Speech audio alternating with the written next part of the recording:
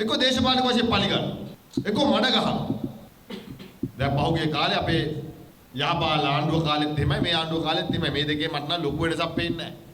යහපාල ආණ්ඩුව කාලේ CID කියපු ලොක්කෝ තමයි අද මේ ආණ්ඩුවේ ලේකම්වරු සහ පොලිසියට පත් කරන්නේ. යහපාලන ආණ්ඩුවේ දූෂණ මර්දන කමිටුවේ සභාපති තමයි මේ ආණ්ඩුවේ පොලිසිය භාර ඇමතිවරයා. වෙනසක් දකින්නේ නැහැ. වියත් මගේ ගොඩබේ මහත් එක්ක දේශපාලනය කරපු අය තමයි දැන් ඉන්න වර්තමාන ජනාධිපතිතුමාට ආර්ථික උපදෙස් දෙන්නේ. එහෙම ලොකු වෙනසක් මට නම් දකින්නේ නැහැ. එකම වෙනස ආණ්ඩුවට උවමනාවක් නැහැ. වැඩ කරන්න. උවමනාවක් නැහැ. දැන් LPD ප්‍රාදේශ සභාව දුන්නා. LPD ප්‍රාදේශ සභාව මොනවද කළා තියෙන්නේ? ජනාධිපතිතුමා කියනවා නම් JVP එකට ඡන්දෙ දුන්නොත් වැඩිපුර මුදල් දෙනවා කියලා අපි ආණ්ඩුවේ ගහනවා LPDට කීයක් දුන්නද වැඩිපුර? අපි කකුලෙන් ඇද්දේ නැහැ. අපිට ඕන නම් කියන්නේ බා ටොස්ට් එකට යන් කියලා. එහෙම කරේ නැහැ LPD ප්‍රාදේශ සභාව JVP එකට පිටවට දුන්නා. හැබැයි අද වෙනකොට මොනවද LPD කරලා තියෙන්නේ?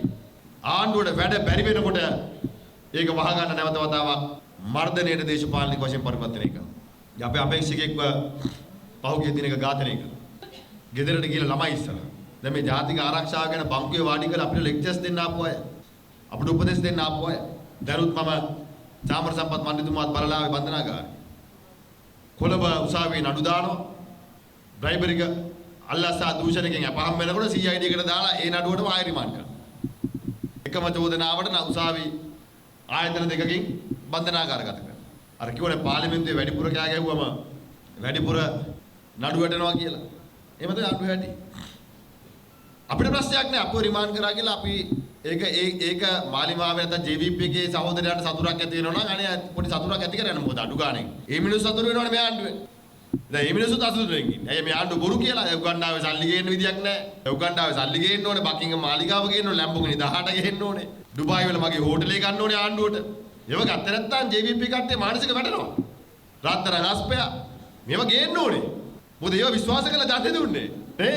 දැන් උගන්ඩාවේ සල්ලි ටික ගෙනාවේ නැත්නම් ජනතා විමුක්ති පෙරමුණේ මානසික වැටෙනවා කම්මල මිනිස්සු. එහෙනම් මේව ගේන්න.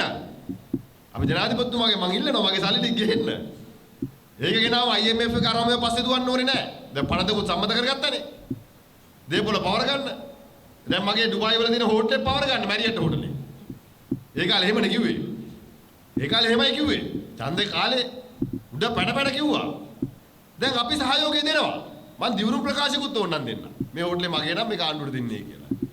මං දිවුරු ප්‍රකාශිකුත් ලියලා දෙන්නම් මගේ සල්ලි උගන්ඩාවේ තියෙනවා නම් ඒ සල්ලි අනුර කුමාර ජනාධිපතිතුමා කවුරු නම් කරලා දෙන්න ඒ නම් කරගෙන ආන දෙන්න කියලා. අපි දෙන්නම්. එහෙම නැත්තම් තමන් බොරු කිව්වා කියන එක සමාජයට කියන්න. ඔව් අපි ඡන්දේ ගන්න බොරුවක් කිව්වා. ඔව් අපි ඡන්දේ ගන්න ජනතාව නොමග යවුවා. ඔව් අපි ඡන්දේ ගන්න ජනතාව රවට්ටුවා කියන එක කියන්න. දැන් ප්‍රාදේශ සභා මැතිවරණේ තව රවට්ටන්න පටන් ගන්නවා. තව රවට්ටනවා. බලපෑම් කරනවා. පොලිසියට බලපෑම් කරනවා. නීතිපති දෙපාර්තමේන්තුවට බලපෑම් කරනවා. චෝදනා කරනවා. අධිකරණ විනිශ්චයකාරවරුන්ට සමාජ මාධ්‍ය හරහා මඩ ගහනවා. අනිත් පැත්තෙන් ආණ්ඩුවට විරුද්ධව කතා කරන අයගේ කටවල් වහන්න උපක්‍රමශීලීව ආණ්ඩුව කටයුතු කරනවා. 88 89 පරණ JVP එකේ ක්‍රමවේදෙට ක්‍රමානුකූලව අනුගත වෙමින් පවතිනවා. ක්‍රමානුකූල. ඒ ක්‍රමය මේ රටට දැන් ගැලපෙන්නේ නැහැ. ඒ සිස්ටම් එක මේ රටට ගැලපෙන්නේ නැහැ. ආවේ ඔබතුමාලා බලයට ආවේ නූතන පරම්පරාවේ සිස්ටම් එක හදන්න බෑ. ඔබතුමාලා ගමන් කරන්නේ 88 89 සිස්ටම් එකට. එහෙනම් අපි ආණ්ඩුවටත් කියනවා කරුණාකරලා මර්ධනේ නවත්තලා සංවර්ධනය කරන්න. මර්ධනේ නවත්තලා වර්ධනයට යන්න රටේ ජනතාවගේ ජීවිත. අපි පක්ෂයක් විදිහට අපි නූතන පරම්පරාවේ අවශ්‍යතාවයන් හඳුනගත්තු අය. අපි දන්නවා මේ රටේ අනාගත පරම්පරාවේ අවශ්‍යතාවය. අපි දන්නවා ගොඩනගන්න. අපි දන්නවා එයාගේ වමනය පාත. අපි දන්නවා මේ රට ගොඩනගන්න අවශ්‍ය ආර්ථික සමාජ දේශපාලන ස්ථාවරත්වය හදන්න ඕන වැඩපිළිවෙල. මොකද අපි නූතන පරම්පරාවේ දේශපාලනඥයෝ. අපේ පක්ෂම තරුණ ජාවන්ත තරුණ පිරිසක් අද අපේ පක්ෂයක දේශපාලනය කරා. අද එක පැත්තේ ඇමරිකාව තමන්ගේ බදු ප්‍රතිපත්ති වෙනස් කරනවා. ඒක ලංකාවට බලපාන ආකාරය පිළිබඳව ඒකට මුහුණ දෙන ආණ්ඩුවේ සලස්පත් තියනව නැද්ද කියන අපි දන්නේ නැහැ. ආණ්ඩුව සර්වපාක්ෂික සමුළුවක් ඇදෙව අදහස් ඇවුවා ජනාධිපති ට්‍රම්ප්ට ලියුමක් කියවලා දැන් ලියුම වෙනකම් බලන් ඉන්නවා. අනිත් ලෝකේ අනිත් හැම රටක්ම අලුත් රටවල් එක්ක කලාප එක්ක වෙළඳ කිවිසුම් වලට එළඹෙනවා. අපි අර ලියුමට රිප්ලයි එකක් එනකම් බලන් ඉන්නවා. අපි ඒක එනකම් බලන් ඉන්නකොට ලෝකේ අනිත් කලාපීය රටවල් වෙනත් රටවල් එක්ක කිවිසුම් ගත වෙනවා. අපි වෙළඳ කිවිසුම් වලට ආර්ථික කිවිසුම් වලට එළඹෙන්න ඕනේ. අපි ආරක්ෂක කිවිසුම් වලට එළඹෙනවා ඉන්දියාව එක්ක. අද ඉන්දියාව සහ පාකිස්තානය අතර යම් උණුසුම් තත්ත්වයක් ඇති වෙලා තියෙනවා. යම් කිසි හේකින් මම විශ්වාස කරනවා එහෙම වෙන්න එපා කියලා. යම් කිසි හේකින් ඉන්දියාව පාකිස්තානයේ යම් යුද්ධමය වාතාවරණයකට ගියොත් අපි ඉන්දියාව එක්ක අස්සම් කරපු කිවිසුම ප්‍රකාරව අපි කොතනද ඉන්නේ? ආණ්ඩුව මේක කියන්න ඕනේ අපිට. ආණ්ඩුව මෙරට ජනතාවට කියන්න ඕනේ. ඒක අපිට ඉන්දියාවෙන් අහගන්න කියලා හරියන්නේ නැහැ. අපි මේ කිවිසුම ප්‍රකාරව අපේ තීන්දුව මොකක්ද?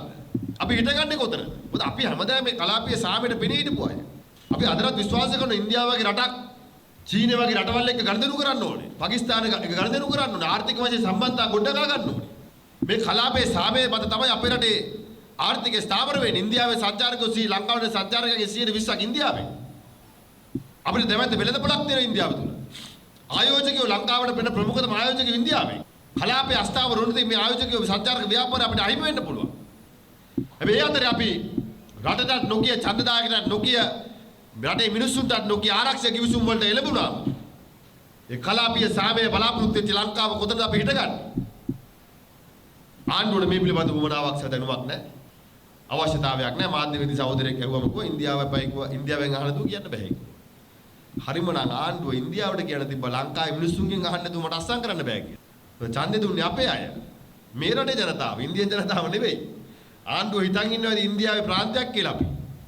කල්ලුත් දෙම හිතන් හිටියා. ඒ හින්දා මේ මැතිවරණය තුල අපි ආණ්ඩුව රතු එලියක් වෙන්නන්න පුළුවන් එක මැතිවරණයක් ආණ්ඩුවට පණිවිඩයක් දෙන්න පුළුවන් බොරු කියන්නේ නැතුව වැඩ කරන්නේ කියලා. ඉතිහාසයේ වැඩිම බොරු කියපු ආණ්ඩුව. පව්. ඒක කියන එක හොඳ නැහැ. බැත්ත කතාව. ඉතින් මේ මැතිවරණය ඔබ බදුල්ල දිස්ත්‍රික්කයේ බදුල්ල ආසනයේ මහනගර සභාව ප්‍රාදේශ සභාව ගෙයින්කට ගිහිල්ලා අපි අපේක්ෂකතුගේ ජයග්‍රහණය කරලා දෙන්න කියන ඉල්ලීමක් කරනවා. ඒ තමයි විපක්ෂයක් විතර ගොඩනැගෙමු. අපි බලාපොරොත්තු වෙන දියුණු රටක් හදන්න. ඒ වැඩ පිළිවෙලත් එක්ක අපි ඉදිරියට යමු කියන ආරාධනය කරමින් බසිල් දරට සුබානාගතය පතමින් දරුවා සර පතමින් මානිය. මෙවැනි උණුසුම් පුවත් වීඩියෝ කාටත් කලින් දිනපතා දැනගන්න බෙල් සලකුණ ඔබ SL Breaking සබ්ස්ක්‍රයිබ් කරන්න.